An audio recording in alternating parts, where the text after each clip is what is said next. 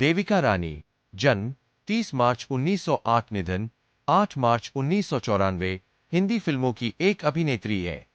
निस्संदेह भारतीय सिनेमा के लिए देविका रानी का योगदान अपूर्व रहा है और यह हमेशा हमेशा याद रखा जाएगा।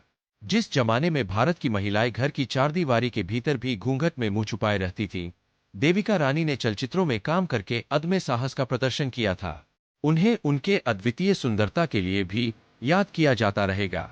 देविका रानी, कार्यकाल 1925 to 1943, अभिनेत्री। जीवन साथी, हिमांशु राय 1929 से 1940 मृत्यु तक, स्वेतोस्लाव रोरिक 1904 से 1993 मृत्यु तक। जीवनी संपादित करें। देविका रानी, भारतीय रजतपट की पहली नायिका, का जन्म वाल्टेयर, विशाखापत्तनम में हुआ था। वे विख्यात कवि श्री रवींद्रनाथ टैगोर के वंश से संबंधित थीं। श्री टैगोर उनके चचेरे परदादा थे। देविका रानी के पिता कर्नल एन चौधरी मद्रास, अब चेन्नई, के पहले सर्जन जनरल थे। उनकी माता का नाम श्रीमती लीला चौधरी था। स्कूल की शिक्षा समाप्त करने के बाद 1920 के दशक के आरंभिक वर्षों में देविका रानी नाट्य शिक्षा ग्रहण करने के लिए लंदन चली गईं और वहां वे royal academy of dramatic art, RADA, और रॉयल एकेडमी ऑफ म्यूजिक नामक संस्थाओं में भर्ती हो गई। वहां उन्हें स्कॉलरशिप भी प्रदान किया गया। उन्होंने आर्किटेक्चर, टेक्सटाइल एवं डेको डिजाइन विधाओं का भी अध्ययन किया और एलिजाबेथ आर्डन में काम करने लगी। अध्ययन काल के मध्य देविका रानी की मुलाकात हिमांशु राय से हुई। हिमांशु राय ने देविका रानी को लाइट ऑफ एशिया नामक अपने पहले प्रोडक्शन के लिए सेट डिजाइनर बना लिया। सन 1929 में उन दोनों ने विवाह कर लिया।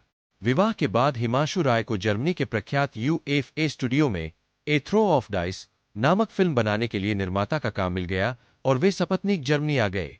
भारत में भी उन दिनों चलचित्र निर्माण का विकास होने लग गया था। हिमांशु राय अपने देश में फिल्म बनाने का विचार करने लगे और वे देविका रानी के साथ स्वदेश वापस आ गए। भारत आकर उन्होंने फिल्में बनाना शुरू कर दिया और उनकी फिल्मों में देविका रानी नायिका का काम करने लगी। सन 1933 में उनकी फिल्म कर्मा प्रदर्शित हुई और इतनी लोकप्रिय हुई कि लोग देविका रानी को कलाकार के स्थान पर स्टार सितारा कहने लगे। इस तरह देविका रानी भारतीय सिनेमा की पहली महिला फिल्म स्टार बनी। देविका रानी और उनके पति हिमांशु राय ने मिलकर बॉम्बे टॉकीज स्टूडियो की स्थापना की, जो कि भारत के प्रथम फिल्म स्टूडियो में से एक है। बॉम्बे टॉकीज को जर्मनी से मंगाए गए उस समय के अत्याधुनिक उपकरणों से सुसज्जित किया गया। अशोक कुमार, दिलीप कुमार, मधुबाला जैसे महान कलाकारों ने बॉम्बे टॉकीज में काम कर चुके हैं।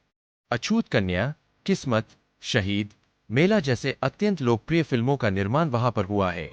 अछूत कन्या उनकी बहुचर्चित फिल्म रही है क्योंकि वह फिल्म एक अछूत कन्या और एक ब्राह्मण युवा के प्रेम प्रसंग पर आधारित थी। सन 1940 में देविका रानी विधवा हो गई। बॉम्बे टॉकीज का संपूर्ण संचालन उनके पति हिमांशु राय किया करते थे। देविका रानी ने अपने स्टूडियो बॉम्बे टॉकीज के संचालन के लिए जी जान लड़ा दिया, परंतु सन 1943 में शशधर और अशोक कुमार तथा अन्य विश्वसनीय लोगों के स्टूडियो से नाता तोड़ लेने की वजह से वे असहाय हो गई। उन लोगों ने बॉम्बे टॉकीज से संबंध समाप्त करके फिल्मिस्तान नामक नया स्टूडियो बना लिया। परिणामस्वरूप देविका रानी को फिल्मों से अपना नाता तोड़ना पड़ा। उन्होंने रूसी चित्रकार स्वेतोस्लाव रोरिक के साथ सन 1945 में विवाह कर लिया और बंगलौर में जाकर बस गई। देविका रानी का अंतिम संस्कार संपूर्ण राजकीय सम्मान के साथ किया गया था। प्रमुख फिल्में संपादित करें।